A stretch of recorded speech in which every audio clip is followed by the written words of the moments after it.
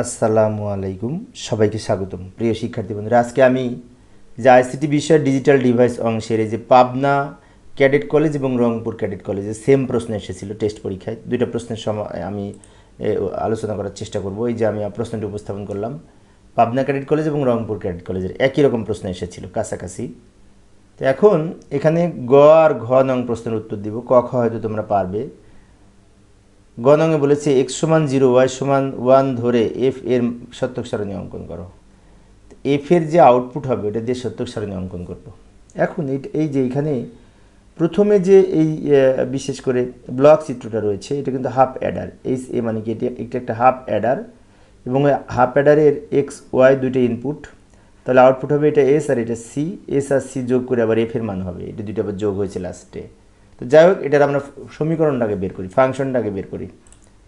এই যে লক্ষ্য করি, এখানে আমি ওই চিত্রটা অঙ্কন করে নিব। আমরা জানি উদ্দীপকে বর্ণিত চিত্রটি হাফ অ্যাডারের চিত্র এবং একটি অর গেট যুক্ত করা হয়েছে। হাফ অ্যাডারের দুইটি ইনপুট দুইটা আউটপুট, এক্স এবং ওয়াই যদি ইনপুট হয় তা আউটপুট এস আর সি হবে। এই যে লক্ষ্য করি, এস এক্স আর ওয়াই হচ্ছে যদি ইনপুট হয়, আউটপুট হচ্ছে উপরেরটা এস নিচেরটা সি। এস মানে যোগফল সাম, আর সি মানে ক্যারি, হাতে থাকা সংখ্যা, এবং এস আর সি আবার লাস্টে যোগ হয়েছে। তাহলে এখানে এফ এর মান হবে এস প্লাস সি, এফ এর মান হবে এস প্লাস সি। তো এই হচ্ছে ব্লক চিত্রের অবস্থান। এখন আমাদের প্রশ্নে বলেছিল যদি এক্স এর মান 0 ধরি আর ওয়াই এর মান 1 ধরি, তাহলে এই এফ এর অবস্থান কি হবে, এফ এর মান কত হবে সেটা আমরা দেখব। এই যে লক্ষ্য করি, সত্যক সারণী অঙ্কন করব। এই সত্যক সারণী অঙ্কন করলাম। তো ইনপুট এখানে এক্স আর ওয়াই দুইটা, তো এক্স আর ওয়াই ইনপুট, সেজন্য আমরা নিচে নিচে 4টা সারি অঙ্কন করেছি। তো এই ওয়াইয়ের নিচে লিখবো 0-এর বাইনারি, 1-এর বাইনারি, 2-এর বাইনারি, 3-এর বাইনারি, এক্সের মান আরও দুইটা শূন্য দিব। তো লক্ষ্য করি বাম দিকে আরও দুইটা শূন্য দিলাম। এখন এই যে আমরা এখানে লিখলাম 0 থেকে 3-এর বাইনারি মান সাজিয়ে লিখেছি 2 বিট করে। অনেক সময় আবার আমরা অনেকে এটা মুখস্থ করে থাকি এইভাবে, বাম দিকে এক্সের নিচে 0-0-1-1, 0-1-0-1। আমি আবার বলছি 0-0-1-1, উপর থেকে নিচের দিকে 0-1-0-1, এটা হচ্ছে অবস্থা। আর এই ডান দিকে দুইটা আউটপুট হচ্ছে এক্স আর এস আর সি। এস হচ্ছে যোগফল, সি হচ্ছে ক্যারি।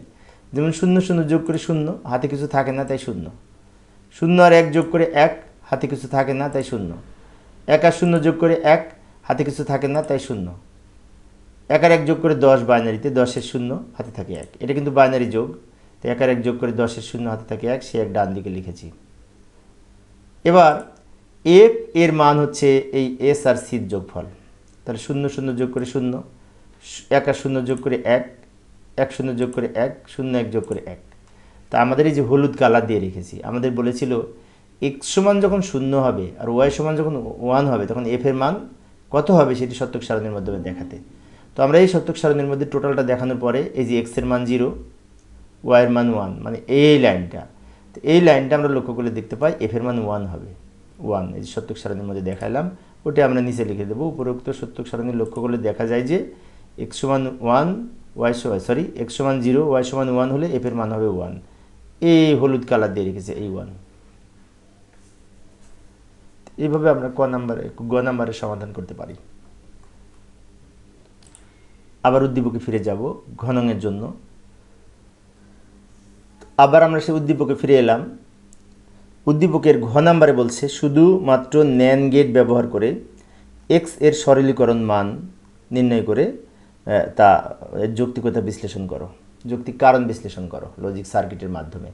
আচ্ছা, আমরা একটা কাজ করব, সেটা হচ্ছে ওই যে কিছুক্ষণ আগে সত্যক সারণী অঙ্কন করলাম না, ওইটা অঙ্কন করে নিব এইখানে। এই যে উত্তর ঘ, সত্যক সারণী গ হতে প্রাপ্ত এফ এর মান যে লজিক ফাংশন দেখিয়েছিলাম, ওই সত্যক সারণীটা গ থেকে যেভাবে লিখেছিলাম, এই যে 0-0-1-1, 0-1-0-1, আর এখানে এক্স এস আর সি এর মান তো আমরা বের করেছিলাম। 0-0 যোগ করে 0, হাতে থাকে 0, 0-1 যোগ করে 1, হাতে থাকে 0, 1 আর 0 যোগ করে 1, হাতে থাকে 0, এখানে বসবে 1 আর 1 যোগ করে 10, 10-এর 0, হাতে থাকে 1। আর এফ এর মান হবে এই দুইটা লাস্টের দুইটা যোগ করে 0-1-1-1। একটু দ্রুত বললাম কারণ এটা কিছুক্ষণ আগে বুঝিয়েছি সেজন্য। এখন আমাদের বলছে যে এফ এর একটা আউটপুট বের হবে, একটা সমীকরণ বের হবে, সেটা আবার সরল করতে হবে।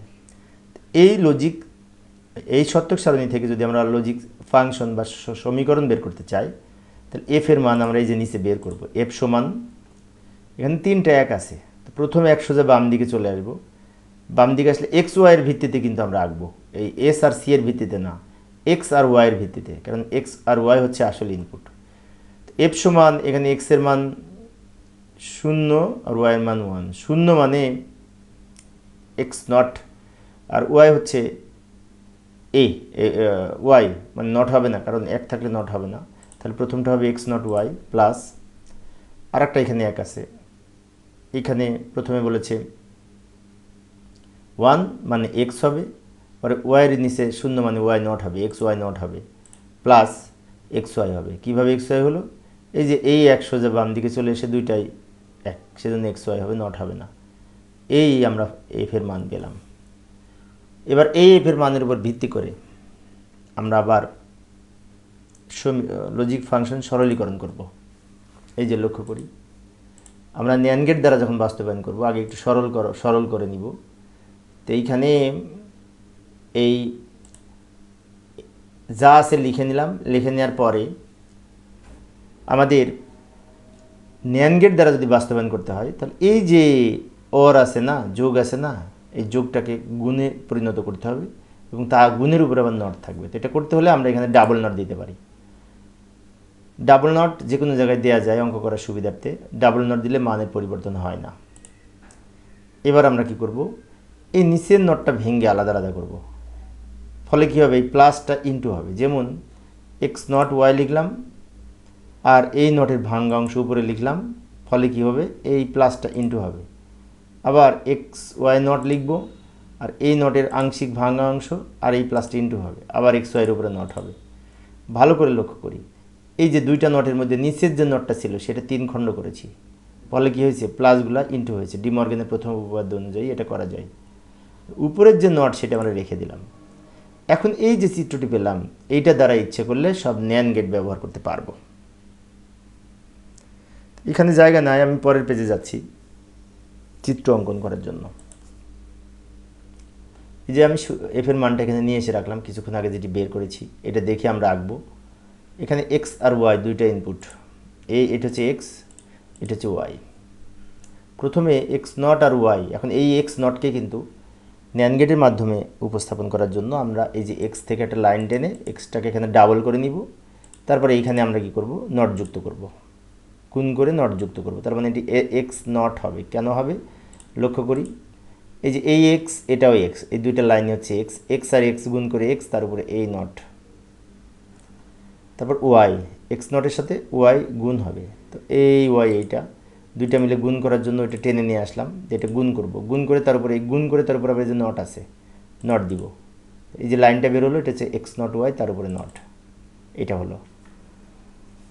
এবার পরের এই যে মাঝখানেরটা এক্স ওয়াই নট, তো এক্স তো আমরা নর্মালি এক্স থেকে একটা লাইন টানবো, ওয়াই নট তো এই ওয়াই আছে, এটাকে নট করব নর গেটের মাধ্যমে, ন্যান্ড গেটের মাধ্যমে নট করব, এবং এইটা হবে ওয়াই নট, কারণ এটা ওয়াই গুণ করে ওয়াই, তার উপরে এই নট। এই দুইটা আবার এই যে গুণ হয়েছে তার উপরে নট, এটা উপরের দিকে নিব, দুইটা গুণ করার জন্য অ্যান্ড গেট অঙ্কন করব, তার উপরে এই নট,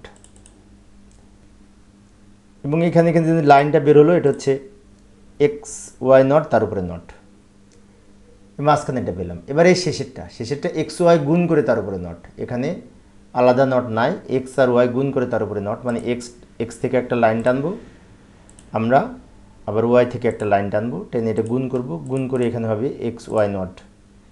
এবার আমরা কি করব, এই তিনটা মাথায় একসাথে করব, উপর থেকে এটা নিচে নিয়ে আসবো, এটা নিচ থেকে উপরে নিব, একসাথে করব, একসাথে করে এখানে তিনটা মিলে গুণ হয়েছে, গুণ হয়ে তারপরে লম্বা নটের জন্য আমরা আবার একটি ন্যান্ড গেট অঙ্কন করব। এই উপরের নটটা লাস্টে এটা দিলাম, এই যে লাস্টে যে নট, এটা হচ্ছে উপরে টোটাল নট, হোল নট, এটা হচ্ছে আমাদের এই এফ এর মান, এই লাইনটা টোটাল, অর্থাৎ এইটা এইটা এইটা তিনটা মিলে গুণ হয়েছে, তার উপরে নট যুক্ত হয়েছে।